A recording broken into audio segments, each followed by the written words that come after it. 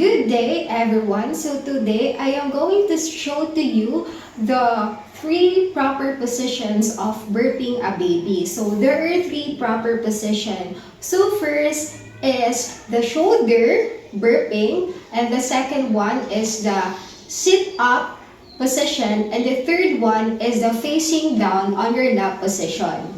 So what we are going to use are, first is a hand towel. You will put it into your shoulder when doing the shoulder burping.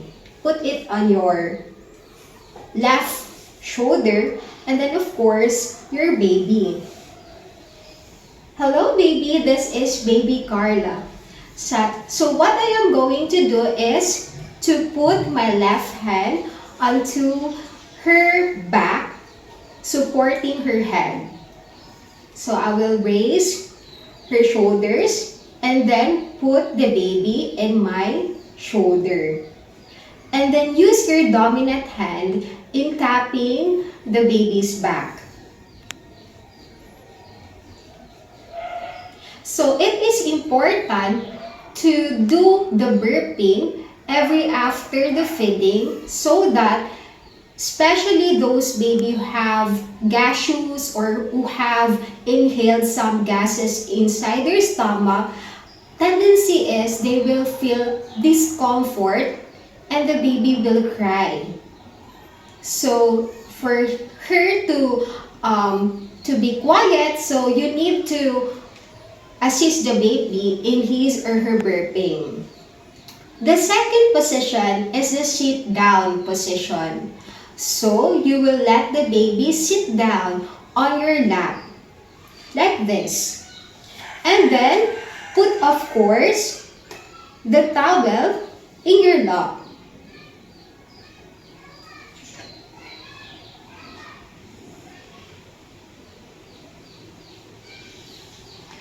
Hold the baby using your left hand in the baby's chin, like this one.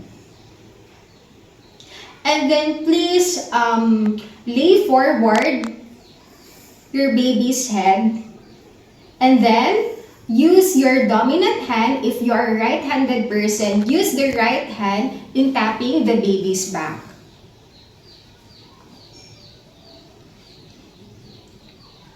Okay, the third position is the face down in your lap. So what you will do is assist the baby again. Hey baby, are you feeling good? Huh? Okay, she said that she's feeling good. She's enjoying what we are doing. Okay, another position is to lay your baby's stomach on your one lap. And then support the baby's chin or his baby's cheeks using your left hand. And then using your left hand and your entire hand will be supporting the baby's chest. And then tap your baby using your right hand in his or her back. But advisable is you do this if the baby is already, I think, 6 months and above.